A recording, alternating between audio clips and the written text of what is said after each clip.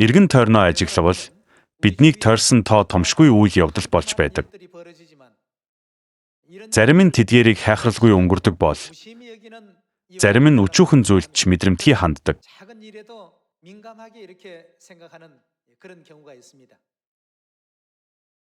Эрт дээр үед Исүн шин жанжин Жонра аймгийн зүүн тэнгисийн цэргийн хооронд алба хааж байх үед болсон явдал. Их хэмжээний модны үртэс далайн усаар хүүж иржээ.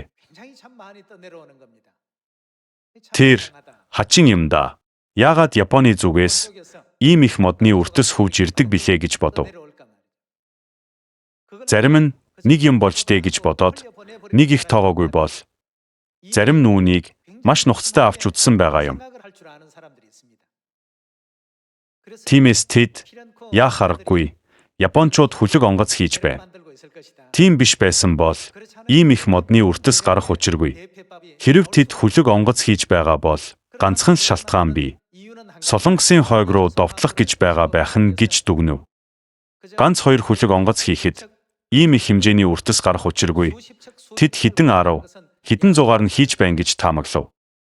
Үүнийг альвааг урьдчилан мэдэж, иймэрхүү зүйлээс урьдчилан сэргийлэх ёстой гэж үздэг алсын хараатай хүмүүс болон энгийн хүмүүсийн хоорондын ялгаа гэж болно. Бурхны ирэлтийн талаар зүрх сэтгэлдээ дахин тунгааж, Бурхныг энэ дэлхийд ирэхэд бидний сүнс авралт үнэхээр бэлэн үү гэдгийг бодох хэрэгтэй.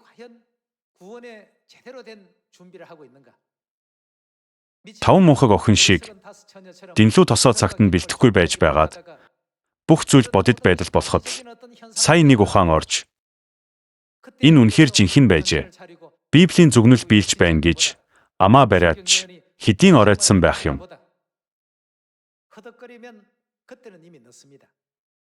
Имжин дайнч мөн адил байсан. Тухайн үеийн хүмүүс шинж тэмдгүүдийг үл тоон өдөр тутмын хэвийн үзэгдэл мэтэр боцноос болж Солонгосын хойгт хичнээн олон хүн амиа алдаж сүйрэлд өртсөн билээ дээ.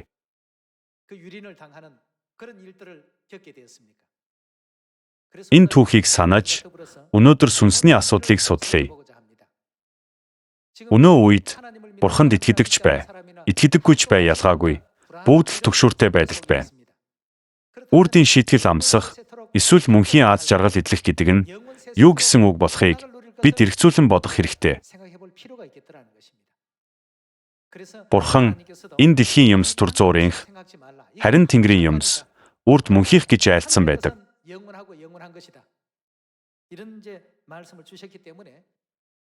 Та бүхэн иймэрхүү мэдээ сонсвол хайн хандалгүй Исүн шин жанжин шиг ирээдүйг урьдчилан таамагладаг алсыг харах чадвартай байх хэрэгтэй. Тэгж гимэн бэлтгэлтэй байж зохих хариу үйлдэл хийж чадна. Эс бөгөөс бид яагаад тэр үед Тэнгэрийн хаанчлалын мэдээг нэг хүнд ч хэлээгүй юм бол би яагаад тэр үед тэдгээр өрөвдөлтэй сүнснүүдийг аварч чадсангүй вэ гэж халаглаж, харуусаж, гимшиж магадгүй. Эцэг их маань хүн төрөлхтнийг аврахаар яагаад махан бие өмссөн бэ гэдгийг бид өнгөцхөн бодоод өнгөрөх ёсгүй.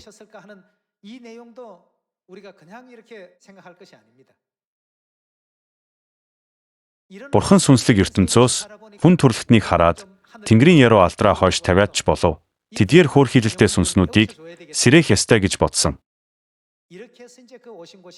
Тиймээс л энэ газар дэлхийд ирж бие махбодын амьдрал сонгосон юм.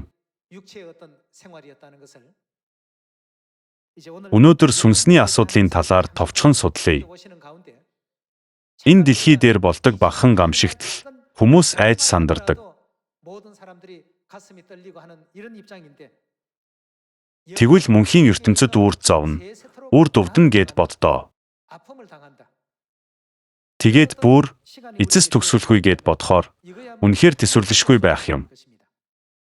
Тиймээс л Есүс гарчин чамайг бүдрүүлвээс тас цавчиж хай. Унтаршгүй галтай таамд хоёр гартайгаа оцсноос гаргүйгээр аминд орхон чамд дээр. Нүд чин бүдрүүлвээс таамд хаягдсанаас нүдээ ухаж хайсан дээр гэж хэлсэн.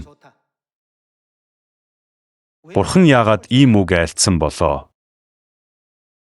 Учир нь ийм цаг үе гарцаагүй ирэх болно. Гэр бүлүүдээ ийм ертөнц гарцаагүй байгаа.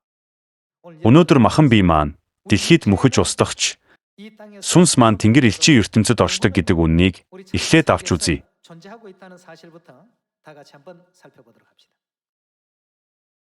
Луг 23 дугаар бүлгийн 39-р ишлэлийг харцгаая.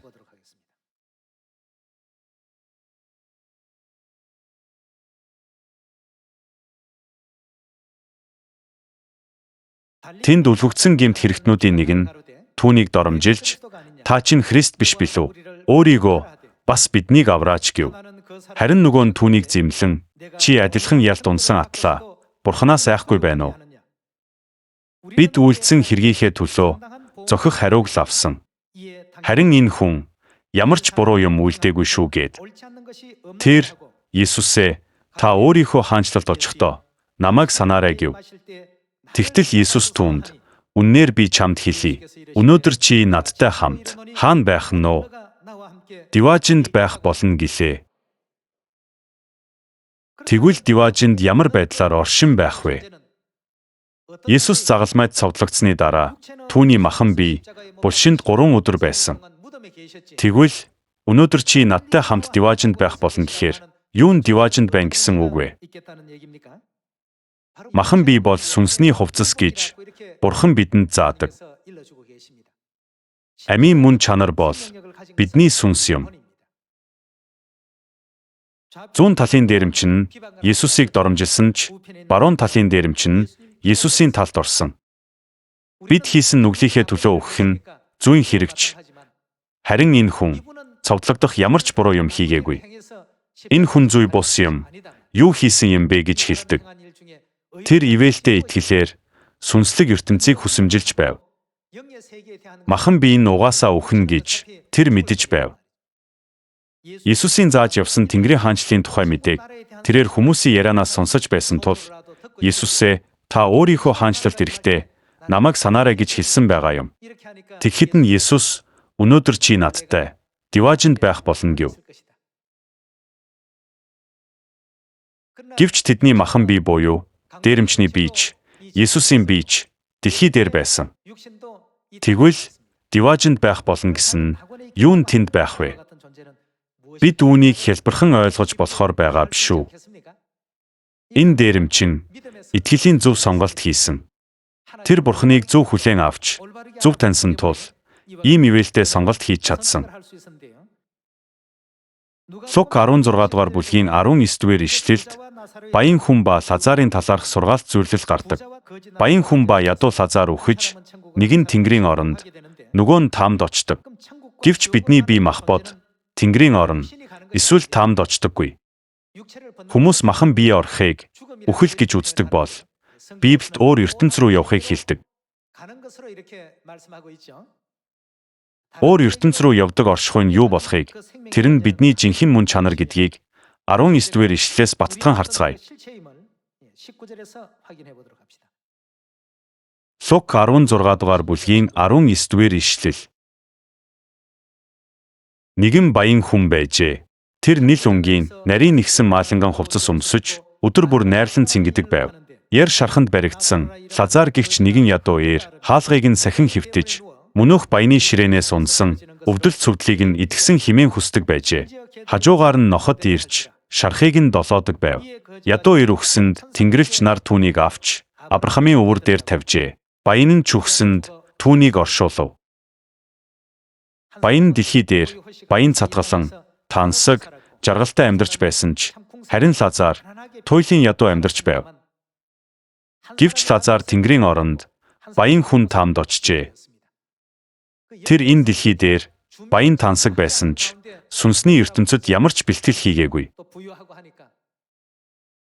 Гэхдээ энэ нь баян хүмүүс айх ёстой гэсэн үг биш л дээ. Гол нь энэ баян хүн итгэлгүй байсанд байгаа юм. Тэр мөнгө бол миний бурхан, эд материал бол миний бурхан гэж бодсон. Ийм учраас тэр эцэст нь таамд очсон. Лазар хэдий ядуу байсан ч тэр бурханд итгэж Тэнгэрийн оронд найдаж байв. Үүний үр дүнд нэг нь бурханы ингэрт тэрвүүлж, нөгөө нь таамд хаягдсан. 23 дугаар ишлэлийг харцгаая. Тийхүү тэр үхэгсдийн оронд тарчлан байхдаа хараага дээшлүүлж тэртет байгаа Авраамыг болон түүний өвөр дэх Лазарыг харав. Тэгээд тэр Авраам эцгээ намайг өршөөгөөч. Лазарыг нааш нь явуулаач. Тэр хурууныхаа үзүүрийг усанд дүрээд хөлийг минь сэрүүцүүлэг. Учир нь би энэ гаалт амь тэмцэн зовж байна гэж хашгирахад баян хүн хаашаа явсан бэ? Тэр тамийн үрдийн галт нуурт унаад дэндүү их зовхдоо хилнийхээ үзүүрт тусал ус хүргэсэн. Тэгвэл хичнээн сайхан байх бол гэж боджээ. Энэ нь төвчхийн аргагүй зовлон. Бид эдгээрийн талаар бодохгүй амьдрал яг л энэ баян хүн шиг энэ дэлхийд замбраагүй амьдарч мэднэ. Эцэст нь махан биеийн асраа тайлах цаг ирж Бурхны шүүх сэнтийн өмнө зогсоход чи там руу яв гэсэн шийдвэр сонсвол тэр үед юугч буцаах боломжгүй. Тийм учраас л Бурхан бидэнд энэ сургамжийг урьдчилан өгсөн юм. Бурхан Тэнгэрийн ертөнцийг, сүнсний ертөнцийг, мөн бидний амьдардаг дэлхийн ертөнц буюу Махбодын ертөнцийг мэддэг. Тиймээс л хэнийг ч ийм алдаа төөрөгдөлд унахгүй тулд Бурхан олон сургаал өгдөг. Гэвч хүмүүс үүнийг амьдралдаа биеэр мэдэрч үзээгүй дээ. Тэнгэрийн ертөнцийг, тамийн ертөнцийг ойлгож чаддаггүй тал бий. Ийм ертөнц үнэхээр байдаг уу гэж бодно. Тиймдээ л өнөөдөр би лойвор хийсэн ч бай. Бусдад хохирол учруулсан ч бай. Би л гэдэс цатгалан, хоол ундтай, сайхан амьдарч байвал болоо гэж л үздэг. Өнөөгийн нийгэм ийм л болж хувирч байгаа мэт. Гисэн хэдий ч баян хүн болон Лазарын ирээдүй шийдэгдэж, баян хүн нүүрд шатах галт нуурд тарчилж байсныг Есүс бидэнд сануулдаг.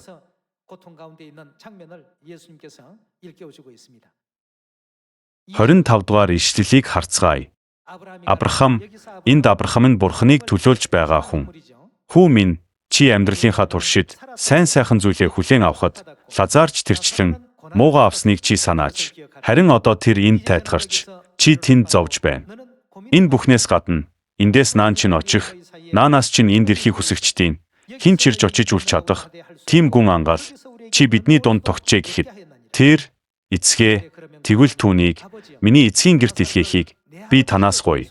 Би 5 дүүтэй. Энэхүү тарчлалын газар тэднийг ирүүлэхгүй тулд Лазар тэдэнд сануулга гэж хэлжээ. Тэрээр Бурханаас гуйсан байна. Баян хүн Лазарыг амилж дүү нар дээр нь очихыг хүссэн. Лазар, би ахтай чинь уулзсан. Ах чинь таамд маш их зовж байна лээ. Тийм та нарыг ишээ битгий ирээсэ гэж хүсэж байна гэж хэлүүлээ гэсэн гэж бодъё. Лазар тэдэнд ингэж хэллээч гэсэн. Хүмүүс түүнийг юу гэж бодох бол? Энэ солиорчхоо юу гэж тэд бодох байх? Хичнээн үнэн юм хэллээч. Тэд үүнийг ойлгож чадахгүй. Тэгээд л Бурхан юу гэж айлдсан бэ? 29 дугаар ишлэл. Харин Авраам тэдэнд Мосе ба иш үзүүлэгчд байгаа. Дүү нар чинь тэднийг сонсог гэхэд тэдэнд хийх ёстой үүрэг бий. Тиймээс тэднээс сонсог гэсэн утгатай. 30 дугаар ишлэл. Тэр үгүй Авраам эцэг минь үхэгсдээс хэн нэгэн тэдэн рүү явбал тэд гарцаагүй яан гэсэн бэ? Гарцаагүй гимших болно гэв. Дүү нар маань зөвхөн махан биеийн ертөнцийг мэддэг, Тэнгэрийн орон ба тамийн талаар мэдэхгүй дээл тэд замбраагүй амьдарч байгаа юм. Хэн нэгэн очиж хэлбэл тэд хизээч тэгэхгүй. Тэр өөрөө тамд зовж байгаа болохоор хэрэв тэд зовлонгийн газар байдгийг мэдвэл хизээч тэгж авирлахгүй. Тиймээс түүнийг явуулж тэдэнд хилээч гэж гуйж байна. Гэхдээ та бүхэн юу гэж бодож байна? Өгсөн хүн амьлаад ирснээ. Аав чинь тамд байгаа. Та нарыг там руу л ирж болохгүй шүү гэж хэлүүллээ. Тэр та нарыг Бурханд итгэж, Бурханы сүмд яваарай гэж хэлсэн гэлээ гэж бодъё. Гэвч та бүхэн нас бараад амьсан хүний үгийг үнэхээр үнэн гэж итгэх үү? Энэ хүн хачин үзэгдэл харсан бололтой гэж л бодхоос итгэхгүй.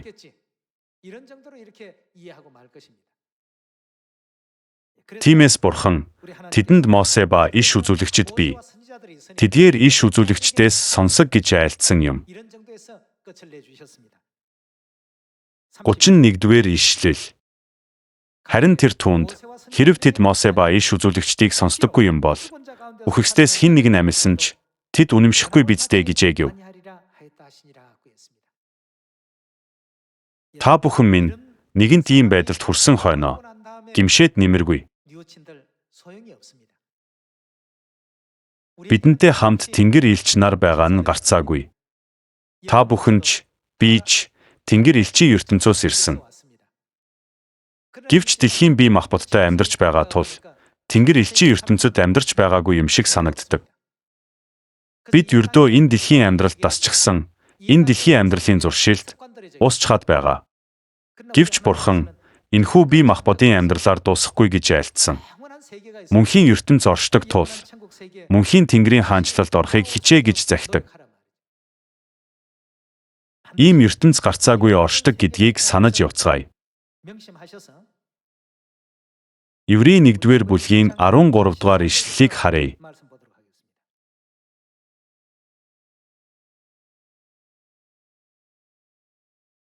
Харин тэр Тэнгэрлэгч нарын алинд нь ирнэ. Дайснуудыг чинь би чиний хөлийн гишүүр болгох хүртэл миний баруун талд залрагтун гэж айлтсан бэ. Тэд бүгдээрээ авралыг өвлөгчдийн төлөөх үйлчлэлд илгээгдсэн. Үйлчлэгч сүнснүүд биш үү?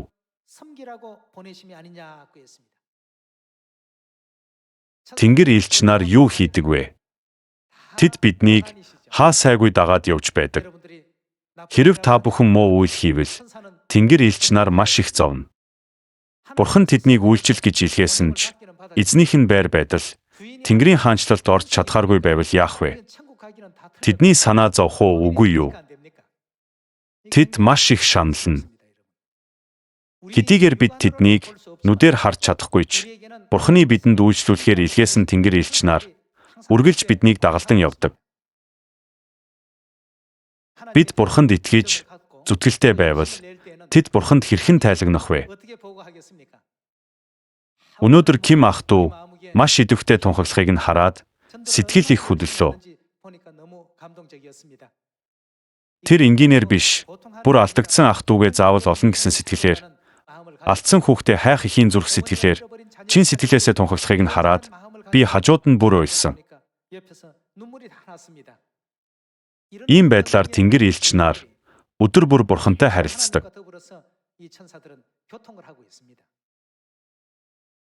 Библийн үг бол ганц ч зураас, ганц ч үсэг худал биш. Бурханы үнэн үг гэдэгт та бид итгэдэг. Тиймээс бид Бурханы Диваажинд байх болно гэх үгэнд болон баян хүн ба Лазараар дамжуулан зааж өгсөн Тэнгэрийн орон тамийн тухай сургаалт итгэдэг. Түүнчлэн авралыг хүлээн авах хүмүүсийн төлөө Бурхан бүх Тэнгэр элчийг илгээж удирдах байна. Та бүхэн ивэлдээ сайхан үгс хэлэх бүрд Тэнгэр элч нар алга ташдаг. Учир нь тэдний үйлчилдэг хүн нь Тэнгэрийн оронд орох тул аргагүй. Бид хичээнгүй тунхаглавал Тэнгэр элч нар хажуунаас биднийг зоригжуулдаг. Харин биднийг зориг мохож, итгэл хүрхөд тэд бидний төлөө гашууддаг. Уг нь ингэж болохгүй юм сан. Ахиад жаахан л хичээвэл Бурхан энэ даруй хүч илгээх байтал яагаад энэ мөчийг төвчж чадахгүй байна вэ гин. Тэд бидний хажууд байж ядан харуулна. Бид Бурханд яруу алдар их өргөхөд Тэнгэр элч нар баярлдаг бол бид Бурханаас холдох үед Тэнгэр элч нар ч ядарч туйлддаг, шаналж, гунигладаг. Бурханы бидэнд илгээсэн Тэнгэр элчүүд ийхүү үргэлж бидэнтэй хамт байдаг. Үйлс номонд Петрийг шоронд хорсон талаар гардаг. Есүст итгэсэн хүмүүсийг баривчилж байсан тэр хүнд нөхцөлд Бурхан алгасал баяраар дамжуулан юу хийсэн бэ? Бурхан шоронгийн хаалгыг нээж Петрийг гаргасан байдаг биз дээ. Тэр дүр зургийг харцгаая. Үйлс 12 дугаар бүлгийн 11-р ишлэл.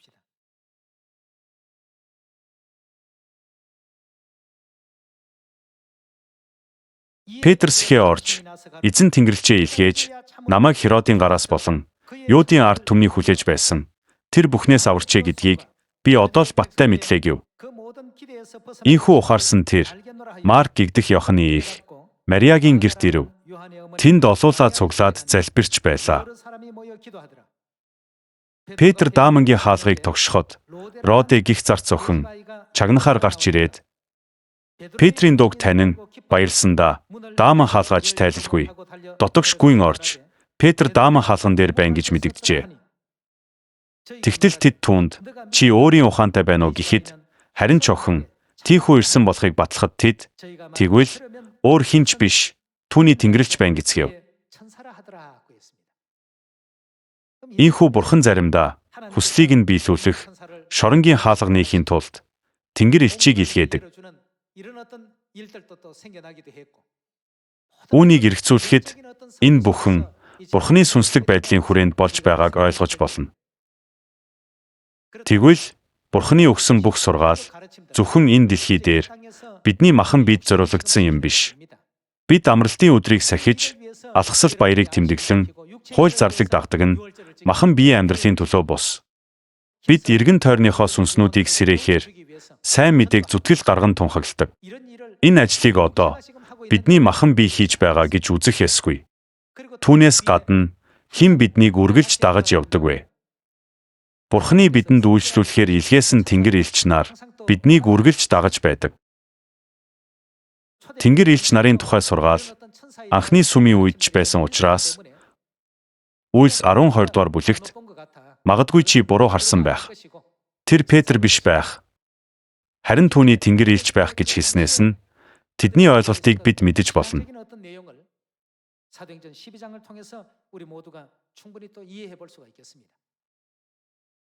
Тэгвэл бид итгэлийн амьдралаар итгэмжтэй амьдарч Бурханы хүслийг дагахад Тэнгэр элч нар яагаад баярлдаг вэ?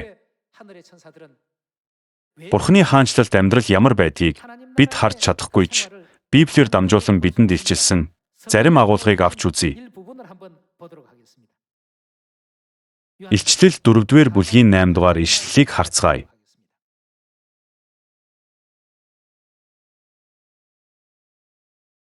Тус бүр нь 6 далавчтай.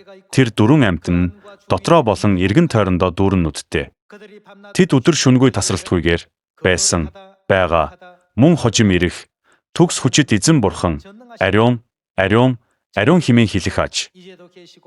Амьтад синтез залрагч ба үеийн үед амьд байгч түүнд алтар, хүндэтгэл, талархлыг өргөх бүрд 24 ахлагч синтез залрагчийн өмнө унцгааж үеийн үед амьд байгч түүнд мөргөх бөгөөд титмүүдээ синтийн өмнө шидээд бидний эзэн бөгөөд бурхан минь алтар, хүндэтгэл, хүчийг та авах нь зохистой. Учир нь та бүх юмсыг бүтээсэн билээ.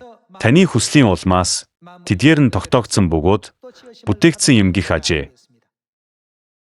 Тэнгэрийн ертөнцид оршдог сүнслэг зүйлс, Тэнгэр элч нар Бурханы өмнө үргэлж баяртайгаар юу өргөдөг вэ? Бурханд яруу алтар, магтаалыг их өргөдөг.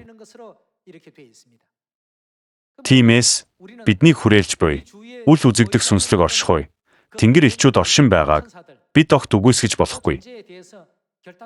Тэд гарцаагүй оршин байдаг.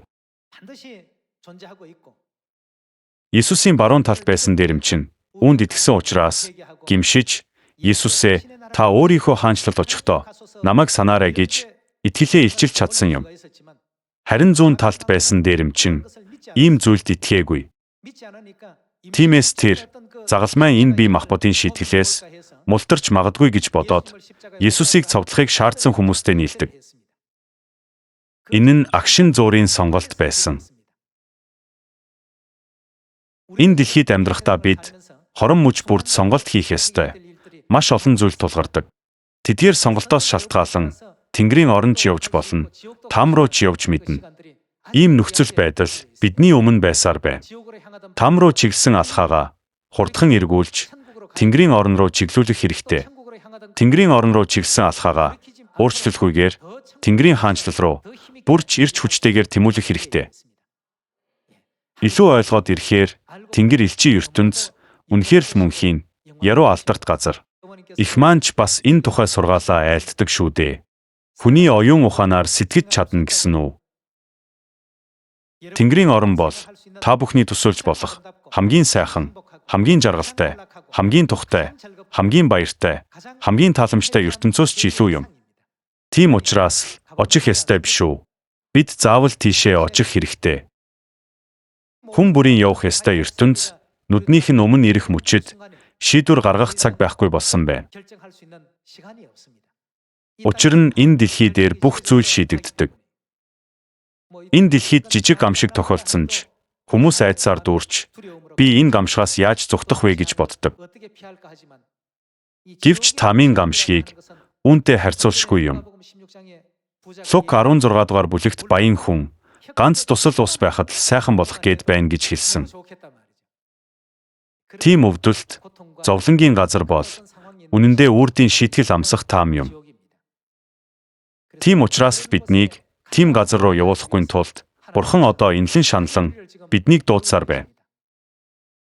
Биднийг баг зэрэг хазайхад л тэр замаар явж болохгүй. Тийшээ бүү яв гэдэг. Учир нь тэр замаар явбал сүнсээр үхэлд хүрнэ гэдгийг Бурхан харж байдаг. Бид бүхэн тун удахгүй Бурханы мөнхийн хаанчлалд очих ёстой. Тэр өдөр хэн маань ч хоцролгүй өнөөдөр чи надтай хамт Диваажинд байх болно гэсэн үг сонссон. Баруун талын дээрэмчин шиг бүрэн гимшиж эцэг эхийн хүсэлд нийцүүлж амьдрахыг та бүхнээсээ хүсье. Тэнгэрийн хаанчлалын яруу алдарт шагналаа бодон эрч хүчтэй урагшилцгаая гэж уриалах байна. Яг энэ мөчид Тэнгэр элч нар бидэнтэй хамт байж баяр хөөртэйгээр алга ташиж байгаа. Та бүхэн минь эцэг ихтэй улам их яруу алдар, талархал, магтаал өргөж, ах дүүсийн сайхан ив нэгдэлт хүрч, Бурханы хүслийн дагуу дэлхийн харанхуйг гэрэлтүүлэх гэрэл болж, бүх ялцрал, хорон мууг арилгах давс болоорой. Үлдсэн цаг хугацааг олон сүнс аврахад зарцуулаарай гэх байна. Баярлалаа. Ерөөл их аваарай.